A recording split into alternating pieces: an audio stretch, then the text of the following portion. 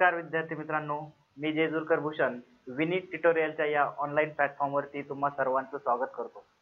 मित्रांनो, आपण सर्व डिप्लोमा इन सिव्हिल इंजिनिअरिंग हा जो कोर्स आहे हा कोर्स लर्न करत आहे आणि डिप्लोमा इन सिव्हिल इंजिनिअरिंग मध्ये आपल्याला माहित आहे की आता ज्या काही गोष्टी ज्या काही कोर्स तुम्हाला इथून पुढचे लर्न करायचे आहे ते केस स्कीम नुसार लर्न करायचे आहे, बरोबर. आणि केस स्कीमचा आता जो काही आपल्याला पुढचा 4th सेमिस्टरचा जो सिलेबस आहे तो वेबसाईट वरती आलेला आहे. आणि या 4th सेमिस्टर मध्ये आपण जर बघितलं तर जे काही 5 ते 6 सब्जेक्ट आपल्याला तिथं लर्न करायचे आहे त्यामध्ये एक अतिशय महत्त्वाचा सब्जेक्ट इंट्रोडक्शन आहे आणि ते सब्जेक्टचं नाव आहे इस्टिमेटिंग कॉस्टिंग अँड व्हॅल्युएशन. तर हा जो सब्जेक्ट आहे मित्रांनो, तर याचा सब्जेक्ट कोड तुम्ही जर बघितला तर MSBT आपल्याला माहित आहे प्रत्येक सब्जेक्टसाठी एक स्पेसिफिक कोड देत असतं आणि त्या कोड नुसारच तुम्हाला त्याचा जो काही सिलेबस आहे त्याच्या ज्या काही क्वेश्चन पेपर्स आहेत त्या तुम्हाला वेबसाईट वरनं तिथं डाउनलोड करता येतात, बरोबर. आता बघा, हा जो काही सब्जेक्ट आहे या सब्जेक्टसाठी जो काही सब्जेक्ट कोड MSBT ने आपल्याला दिलेला आहे तो आहे 314313. असा हा याचा काय असणार आहे, सब्जेक्ट कोड असणार आहे. तर मित्रांनो, इस्टिमेटिंग कॉस्टिंग अँड व्हॅल्युएशन हा सब्जेक्ट जर बघितला तर आपल्या कोर्स करिक्युलमच्या दृष्टीने महत्त्वाचा आहे, पण त्याच ठिकाणी practically as a civil engineer म्हणून तुम्ही जर बघितलं तर ॲज अ सिव्हिल इंजिनियर म्हणून सुद्धा हा सब्जेक्ट खूप महत्त्वाचा आहे. प्रॅक्टिकली ज्यावेळेस आपण कोणते पण बिल्डिंगचं कन्स्ट्रक्शन बघतो, कोणतं पण सिव्हिल इंजिनिअरिंग स्ट्रक्चर बघतो तिथे, मग तुमचं ब्रिज असू द्या, क्रॉस ड्रेनेज वर्क असू द्या, मोठमोठ्या बिल्डिंग असू द्या, जे काही सिव्हिल इंजिनिअरिंग स्ट्रक्चर असेल तर त्या दृष्टीने ज्यावेळेस आपण एक व्हॅल्युएशनच्या एक कॉस्टिंगच्या दृष्टीनं पैशाच्या दृष्टीने ज्यावेळेस आपण बघत असतो की एक स्ट्रक्चर कन्स्ट्रक्ट करण्यासाठी किती पैसे तिथं लागणार आहे, तर ही खूप महत्त्वाची एक फायनान्शियल तिथं गोष्ट असते. आणि त्या दृष्टीने हा जो काही इस्टिमेटिंग कॉस्टिंग आणि व्हॅल्युएशन आहे हा खूप महत्त्वाचा सब्जेक्ट आहे. तुम्ही करिक्युलम सोडून जर तुम्ही प्रॅक्टिकली जरी बघितलं तर एक ज्यावेळेस तुम्ही सिम्पली एक डेली लाईफ मध्ये तुम्ही ज्यावेळेस घर खरेदी करायला जाता, एखादी प्रॉपर्टी खरेदी करायला जाता, त्यामध्ये वेगवेगळ्या टर्म तुम्हाला तिथं बघायला भेटतात. ते व्हॅल्युएशन जे आहे ते सुद्धा आपल्या डेली लाईफसाठी खूप महत्त्वाचं आहे. मग या सगळ्या ज्या गोष्टी आहे मित्रांनो आपल्या डेली लाईफच्या दृष्टीने असू द्या आणि त्याच बरोबर आत्ता आपल्याला माहित आहे की पेपरच्या दृष्टीने आपल्या कोर्सच्या दृष्टीने सुद्धा ज्या महत्त्वाच्या आहेत, तर त्या सगळ्या गोष्टी आपण इथं काय करणार आहेत, माझ्यासोबत लर्न करणार आहे. तर हे आपलं जे काही पहिलं इंट्रोडक्टरी सेशन आहे मित्रांनो इस्टिमेटिंग कॉस्टिंग आणि व्हॅल्युएशनचं, तर ह्या पहिल्या इंट्रोडक्टरी सेशन मध्ये आपण हा जो काही सब्जेक्ट 4th सेमिस्टर मध्ये आपल्याला लर्न करायचा आहे, तर 4th सेमिस्टर मध्ये लर्न करताना त्यामध्ये कोणकोणता एक्झाम पॅटर्न असणार आहे, त्याच्यामध्ये कोणकोणते युनिट्स आपल्याला डिस्कशन करायचं आहे, त्या युनिट्स मध्ये ऍक्च्युली कोणकोणत्या गोष्टी आपल्याला तिथं डिस्कस करायच्या आहे, त्यानंतर तुम्हाला जे काही पूर्ण कोर्स आहे, जो काही पूर्ण सेमिस्टर आहे, त्या पूर्ण सेमिस्टर मध्ये हा सब्जेक्ट जो आहे या सब्जेक्टचं कसं तुमचं इव्हॅल्युएशन केलं जाणार आहे. मग आता सर इव्हॅल्युएशन म्हणजे काय, तर म्हणजेच काय की तुम्हाला पूर्ण सेमिस्टर मध्ये किती मार्क्सचे कोणते पेपर द्यायचे आहे आणि तुम्हाला कशा प्रकारे तिथं मिनिमम मार्क्स किती पाहिजे, त्याच्यानंतर किती मार्क्सचा पेपर होणार आहे, या सगळ्या ज्या गोष्टी आहेत त्याच्यावरनं तुम्हाला मार्क्स दिले जातात, त्यावरनं तुमचे पर्सेंटेज काढले जातात, म्हणजे तुमचं इव्हॅल्युएशन केलं जातं, बरोबर. मग जे काही ह्या सगळ्या गोष्टी आहे इंट्रोडक्टरी, त्यानंतर तुम्ही हा सब्जेक्ट ज्यावेळेस तिथं लर्न करणार आहे तर कोणकोणत्या गोष्टी तुम्ही कोणकोणते रेफरन्स कोणकोणते रिसोर्सेस तुम्ही तिथं यूज करू शकता, या सगळ्या गोष्टी आपण ह्या इंट्रोडक्टरी पहिल्या सेशन मध्ये डिस्कस करणार आहोत. ओके. मग आता बघा, सगळ्यात सुरुवातीला हा जो काही इस्टिमेटिंग कॉस्टिंग आणि व्हॅल्युएशनचा सब्जेक्ट आहे मित्रांनो 4th सेमिस्टरचा, तर साधारणतः 175 पूर्ण मार्क्स साठी तुम्हाला हा पूर्ण सेमिस्टरचा सब्जेक्ट असणार आहे. मग आता सर 175 मार्क्स म्हणजे कसं असणार आहे, तर बघा त्याला आपण व्यवस्थित समजून घेऊया. थोड्याशा ज्या काही कोर्सचा आपल्याला करिक्युलम दिलेला आहे, तर हे कोर्सचं करिक्युलम मध्ये काही शॉर्ट टर्म तिथं MSBT ने वापरलेले आहेत, त्या पण आपण समजून घेऊया. सगळ्यांनी इथं लक्ष द्या. बघा, लक्षात घ्या सगळ्यात महत्वाचं, तर जेव्हा पण आपलं 175 मार्क्सचं इव्हॅल्युएशन असणार आहे, तर ह्या 175 मार्क्सच्या इव्हॅल्युएशन मध्ये ब्रॉडली आपण दोन गोष्टी एक आहे थेरी, एक आहे प्रॅक्टिकल. थेरी ज्यावेळेस आपण बघणार आहे मित्रांनो, तर थेरी मध्ये आपल्याला अगेन बघा सगळ्यात महत्वाचं इथं दोन गोष्टी दिलेल्या आहेत, एक आहे FATH आणि एक आहे SATH. मग आता सर SATH आणि FATH म्हणजे काय, तर बघा लक्षात घ्या. FATH म्हणजे फॉर्मेटिव्ह असेसमेंट, FA म्हणजे काय फॉर्मेटिव्ह असेसमेंट, आणि TH हा जो शब्द वापरलेला आहे तो थेरी म्हणून वापरलेला आहे, कारण थेरी अंडर टॉपिक आपण ह्या सगळ्या गोष्टी बघत आहोत, बरोबर.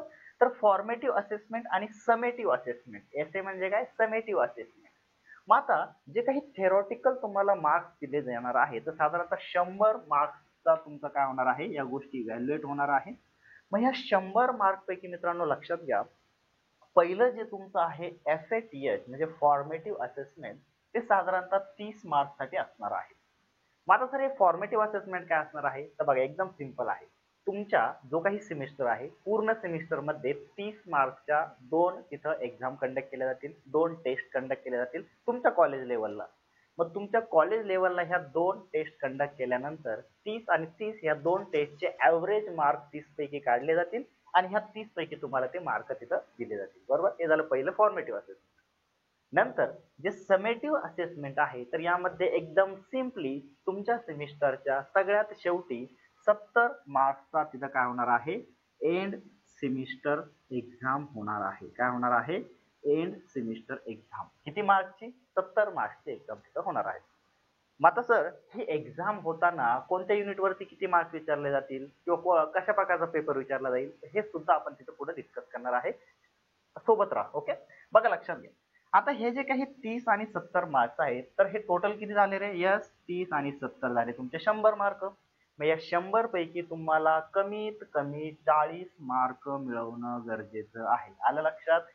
लक्षात घ्या सगळ्यांनी, कमीत कमी 40 मार्क्स. 40 पेक्षा जास्त मार्क्स असले तर तुम्ही पास, 40 पेक्षा कमी मार्क्स असले तर फेल. आय होप सगळे आपण पासच होणार आहोत. बरोबर. त्यानंतर बघा लक्षात घ्या, हा झाला थेरॉटिकल पार्ट. पुढचं जे काही असेसमेंट आहे तुमचं प्रॅक्टिकल असेसमेंट, यामध्ये सुद्धा अगेन बघा काय FAPR आणि SAPR. FA म्हणजे फॉर्मेटिव्ह असेसमेंट प्रॅक्टिकल साठी आणि SAPR म्हणजे समेटिव्ह असेसमेंट प्रॅक्टिकल साठी. यामध्ये सुद्धा अगेन सर मग FAPR मध्ये जे मॅक्झिमम मार्क आम्हाला दिलेले आहे ते दिलेले आहे 50 मार्क आणि असं म्हटलेलं आहे की त्यापैकी कमीत कमी 20 मार्क पडणं गरजेचं आहे. मग आता सर हे 50 मार्क आम्हाला कसे दिले जातील, तर बघा लक्षात घ्या.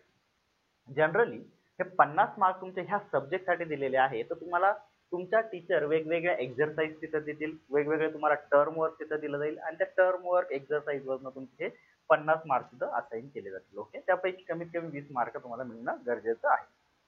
त्यानंतर SAPR जे आहे तर यामध्ये तुम्हाला मिनिमम 25 मार्क तुम्हाला मॅक्झिमम आहे. त्यासाठी तुमच्या प्रॅक्टिकल एक्झाम ओरल वगैरे घेतली जाईल आणि त्या 25 मार्क पैकी तुम्हाला कमीत कमी 10 मार्क मिळणं तिथं गरजेचं आहे. आलं का लक्षात? म्हणजे बघा, हे तुमचे 100 मार्क, त्यानंतर हे तुमचे 50 मार्क आणि हे तुमचे 25 मार्क. मीन्स 100 प्लस 50 प्लस 25 असं 175 मार्क्सचं तुमचं काय असणार आहे, टोटल सब्जेक्टचं इव्हॅल्युएशन असणार आहे. आय होप तुम्हाला ही गोष्ट आता लक्षात आलेली असेल. ओके, 100 मार्काची थेरी, 50 मार्कचं प्रॅक्टिकल म्हणजे एक्झरसाइज टर्म वर्क असेसमेंट आणि 25 मार्कचं तुमचं काय असणार आहे, प्रॅक्टिकल ओरल किंवा एक्झाम असणार आहे. आलं लक्षात? तर हे झालं. आता यामध्ये तुम्ही केस स्कीम मध्ये मित्रांनो आणखी बाकी अदर सब्जेक्ट जर बघितले तर ह्या सब्जेक्ट मध्ये तुम्हाला SLA नावाचा एक टॉपिक दिसून येईल. त्याला आपण म्हणतो सेल्फ लर्निंग असेसमेंट.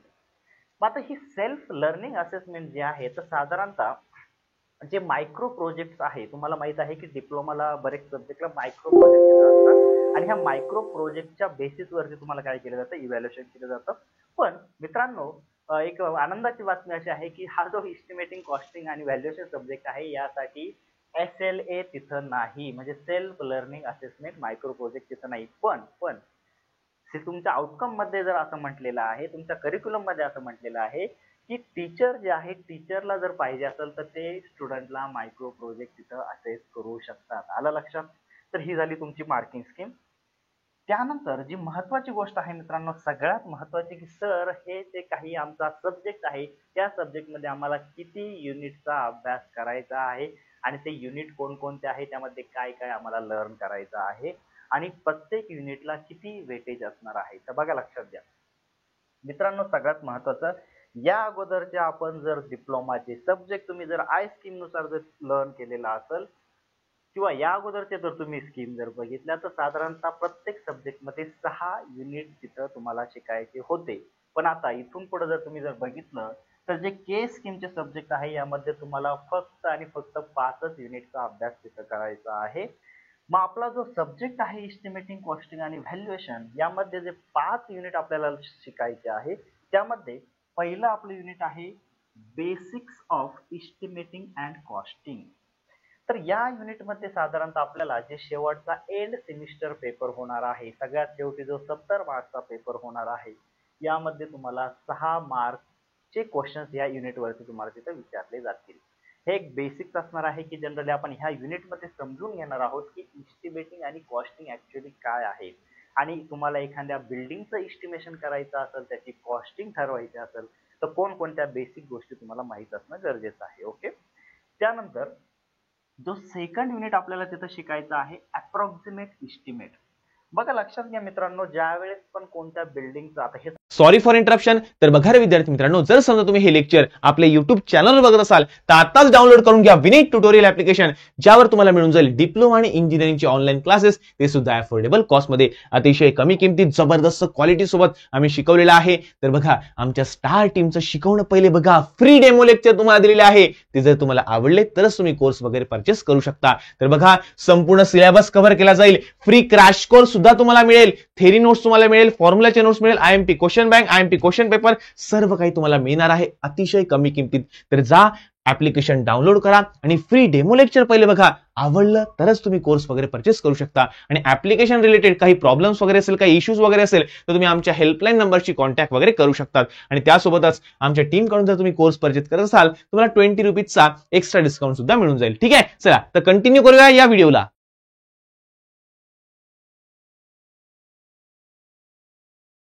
सगळ्या गोष्टी तुमच्यासाठी नवीन आहे. या सगळ्या गोष्टी आपण डिटेलमध्ये तिथे शिकणार आहोत. पण बघा लक्षात घ्या की ज्यावेळेस आपण कोणत्या पण बिल्डिंगचं इस्टिमेशन तयार करत असतो, त्याची एक अंदाजित किंमत काढत असतो, तर त्यावेळेस आपण ती दोन पद्धतीने काढू शकतो. एक अप्रॉक्सिमेटली काढू शकतो आणि एक डिटेल काढू शकतो. मग त्याला म्हणतो आपण अप्रॉक्सिमेट इस्टिमेट आणि डिटेल्ड इस्टिमेट. मग लक्षात घ्या, या बेसिस वरतीच आपल्याला इथं 2 युनिट दिलेले आहे. जे दुसरं युनिट आपल्याला दिलेलं आहे, तर दुसरं युनिट आहे आपलं अप्रॉक्सिमेट इस्टिमेट, आणि तिसरं जे युनिट आहे that is detailed estimate. Okay.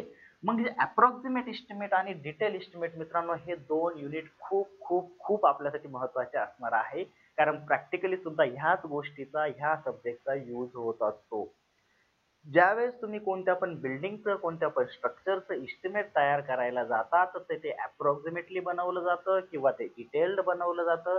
मग ते ऍक्च्युअली तुम्हाला यूज होणार आहे, त्यामुळे ह्या युनिटला वेटेज सुद्धा MSBT ने जास्त ठेवलेलं आहे. बघा लक्षात घ्या, साधारणतः तुम्ही जर बघितलं तर शेवटच्या पेपरमध्ये 14 मार्क्ससाठी क्वेश्चन्स तुम्हाला सेकंड युनिट मधनं विचारले जातील, आणि 12 मार्क्ससाठी क्वेश्चन तुम्हाला तिसऱ्या युनिट मधनं विचारले जातील. बघा म्हणजे 12 आणि हे 14, म्हणजे साधारणतः 26 मार्क्सचे क्वेश्चन ह्या दोन युनिट मधनं तुम्हाला विचारले जाणार आहेत. ओके.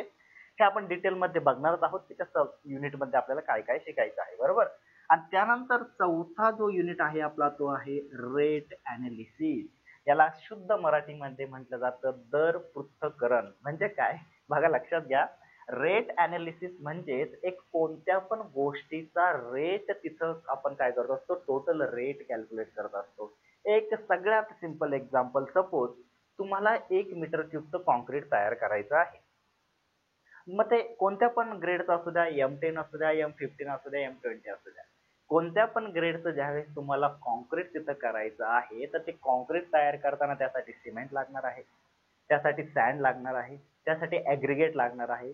मग हे तर फक्त मटेरियल झालं. मग ह्या मटेरियलला तुम्हाला कुठनं तरी बॉरो करावं लागणार आहे, त्याची कॉस्ट, ट्रान्सपोर्टेशन कॉस्ट लागणार आहे, त्यासाठी लेबर इन्व्हॉल्व असणार आहे, त्याची कॉस्ट असणार आहे. या सगळ्या गोष्टी लक्षात घेऊन ते 1 मीटर क्यूब कॉन्क्रीट बनवण्यासाठी त्याला किती पैसे लागणार आहे, म्हणजे पर मीटर क्यूब त्या कॉन्क्रीटचा किती रेट आहे, हे मी ठरवलं. म्हणजेच काय, त्याचं मी रेट अनालिसिस केलं. अगदी सिंपल भाषेत सांगायचं झालं तर. आलं लक्षात.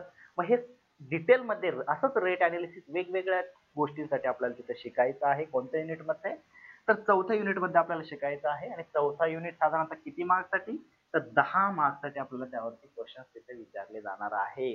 आणि आता सगळ्यात महत्वाचा जो 5वा युनिट आहे मित्रांनो, त्याचं नाव आहे व्हॅल्युएशन. तर व्हॅल्युएशन नावावरूनच तुम्हाला कळतंय, आणि मी अगोदर पण तुम्हाला म्हटलं की डेली लाईफ मध्ये ज्यावेळेस तुम्ही बघता, डेली लाईफ मध्ये तुम्हाला एखाद्या प्रॉपर्टीची व्हॅल्यू काढायची असेल, एखाद्या घराची व्हॅल्यू काढायची असेल, एखादं घर विकायचं असेल, एखादी जागा तुम्हाला विकत घ्यायची असेल, तर त्याचं जे व्हॅल्यू कॅल्क्युलेट केली जाते त्यालाच म्हणतात त्याचं व्हॅल्युएशन करणं. मग आता फक्त दोनच गोष्टी म्हटल्या आपण, विकणं आणि घेणं, पण वेगवेगळे त्याच्यामध्ये किमती असणार आहे, त्याचं डिप्रिसिएशन कसं कॅल्क्युलेट करायचं, भरपूर गोष्टी त्याच्यामध्ये असणार आहे. तर ह्या सगळ्या गोष्टी ज्या आहे आपल्याला, आपला जो 5वं युनिट आहे व्हॅल्युएशन, तर या व्हॅल्युएशन मध्ये आपल्याला ते लर्न करायचं आहे. आणि अगेन मी तुम्हाला म्हटलं बघा, ज्या ज्या गोष्टी तुम्हाला प्रॅक्टिकली इम्पॉर्टंट आहे, MSBT न त्या युनिटला जास्त वेटेज तिथं ठेवलेलं आहे. आणि बघा, साधारणतः 14 मार्क्ससाठी तुम्हाला ह्या युनिटवरती क्वेश्चन तिथे विचारले जाणार आहे. आलं लक्षात? म्हणजे बघा, तुम्ही जर दुसरं युनिट, तिसरं युनिट आणि शेवटचं युनिट जर बघितलं, तर 14 आणि 14 हे 28, 28 आणि हे 12 किती झाले तुमचे 40 मार्क्स साठी क्वेश्चन फक्त ह्या 3 युनिट मधनं तिथे विचारले जात आहे. आणि टोटल जर तुम्ही कॅल्क्युलेट केलं तर साधारणतः 70 मार्क्स साठी क्वेश्चन तुम्हाला अशा प्रकारे 5 युनिट वरती तिथे विचारले जाणार आहेत. ओके, तर हे आपण सिलेबस म्हणजे एक प्रॅक्टिकली बघितलं की कोणकोणते युनिट तुम्हाला तिथं लर्न करायचे आहे. आणि इस्टिमेटिंग, कॉस्टिंग आणि व्हॅल्युएशन ज्यावेळेस बघता मित्रांनो, मी तुम्हाला आत्ताच सांगितलं की 1 मीटर क्यूब कॉन्क्रीटचं जर तुम्हाला व्हॅल्यू तिथे कॅल्क्युलेट करायचे असेल की 1 मीटर क्यूब कॉन्क्रीट तयार करण्यासाठी किती पैसे तिथे लागणार आहे, म्हणजे त्याचं इस्टिमेशन मी तयार करणार आहे. अलग लक्षात?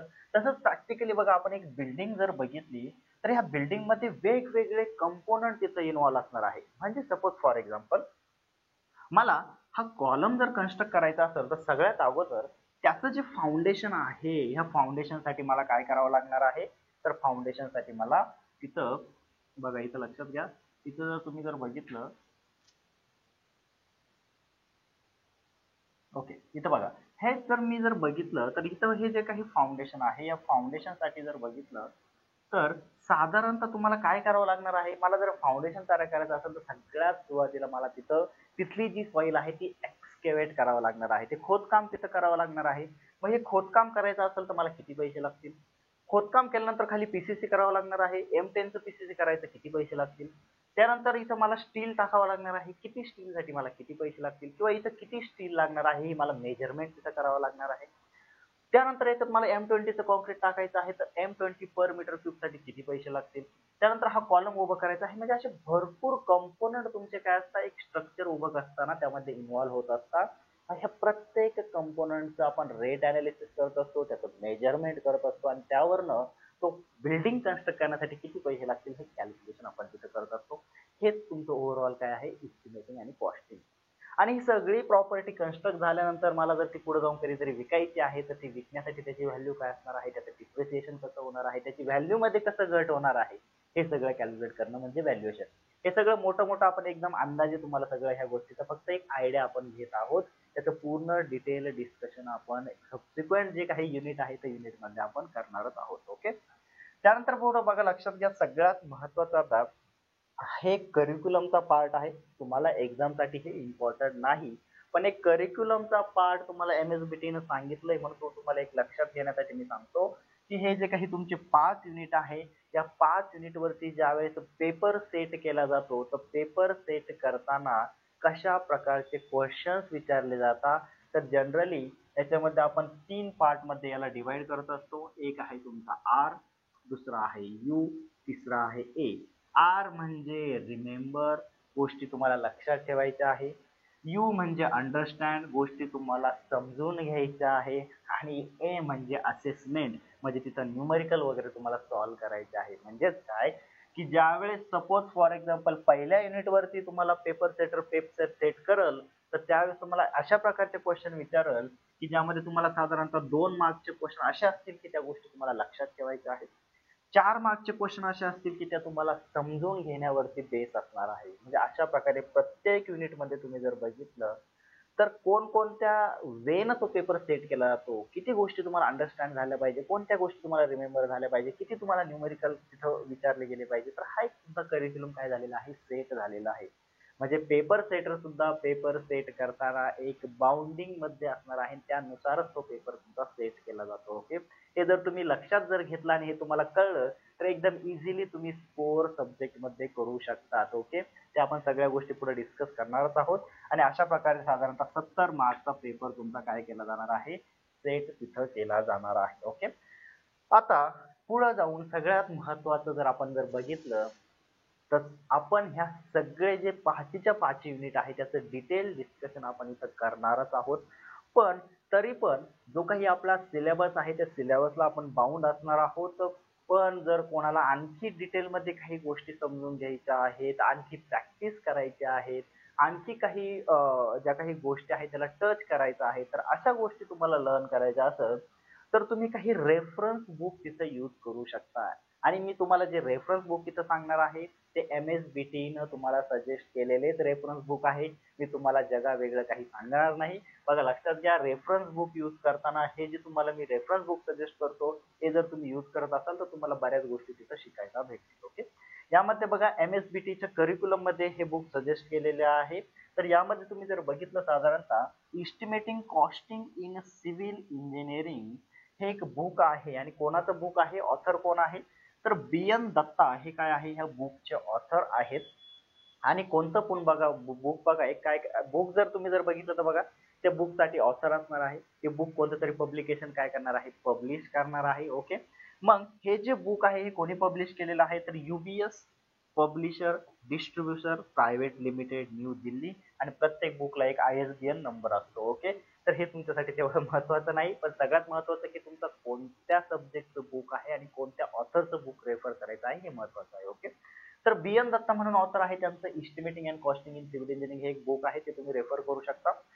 त्यानंतर दुसरं जर बघितलं तर चक्रवर्ती सर आहेत. चक्रवर्ती सरांचं एक ऑथर म्हणून ते ऑथर आहेत, त्यांचं एक बुक आहे estimating costing specification and valuation in civil engineering. हे सुद्धा खूप फेमस पुस्तक आहे, तर बरेच लोक याचा रेफरन्स घेत असतात. ओके, आणि त्या बुकचा फोटो, फ्रंट पेजचा फोटो पण मी तुम्हाला इथे शो केलेला आहे. तुम्ही जर परचेस करत असाल तर अशा प्रकारे ते बघून तुम्ही परचेस करू शकता.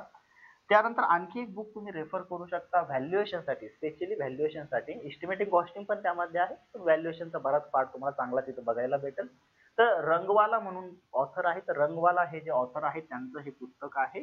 कोणतं पुस्तक आहे, इस्टिमेटिंग कॉस्टिंग अँड व्हॅल्युएशन. आलं का लक्षात? तर हे पण तुम्ही बुक तुमच्या अभ्यासासाठी रेफर करू शकता. तर तुमची जी कॉलेजची लायब्ररी वगैरे असेल त्यामध्ये तुम्हाला हे बुक तिथं भेटून जातील. ओके, आता सगळ्यात महत्वाचं सर, आम्हाला तो सेमिस्टरचा सगळ्यात शेवटी 70 मार्कचा पेपर द्यायचा आहे. तर तो पेपर जो आहे त्यामध्ये किती प्रश्न विचारले जातील, किती मार्कला किती प्रश्न विचारले जातील, तर बघा लक्षात घ्या.